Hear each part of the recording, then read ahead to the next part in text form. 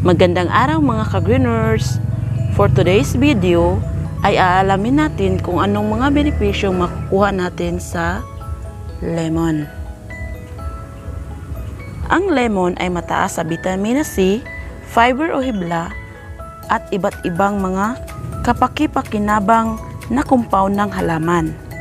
Ang mga sustansya na ito ay responsable para sa maraming mga benepisyo sa kalusugan. Ang compounds na makikita sa lemon ay tinatawag na hesperidin at diosmin kung saan ito ay nakakatulong para sa pagbaba ng ating kolesterol. Ang lemon ay may kasamang maraming bitamina at nutrisyon na maaring magbigay ng lakas o tulong sa ating katawan. Ilan sa mga ito ay una ay ang Vitamina C. Ang lemon ay isang mahusay na mapagkukunan ng vitamina C na nagtataguyod ng kaligtasan sa sakit, labanan ang impeksyon, nagpapagaling ng sugat at marami pa.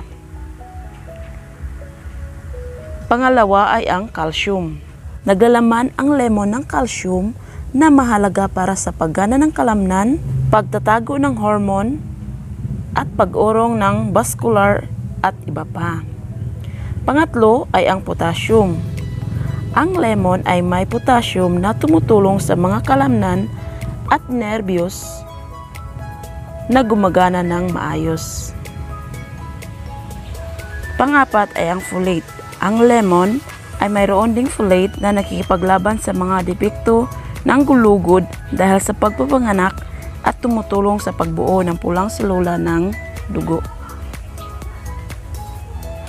Mga paraan na maaring makinabang ang iyong katawan mula sa lemon.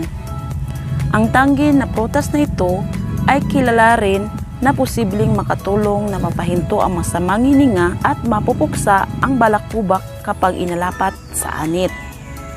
Bilang karagdagan sa mga pag-aari nito bilang isang paggamot sa kagandahan at tulong sa kalusugan, maraming iba pang mga gamit para sa mga lemon.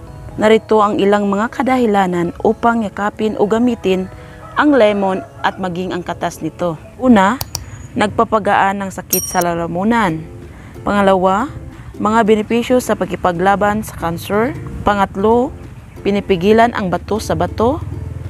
Pangapat, tumutulong pantunaw. Panglima, tumutulong sa asukal ng dugo. Pang-anim, nagtataguyod ng pagbawas ng timbang.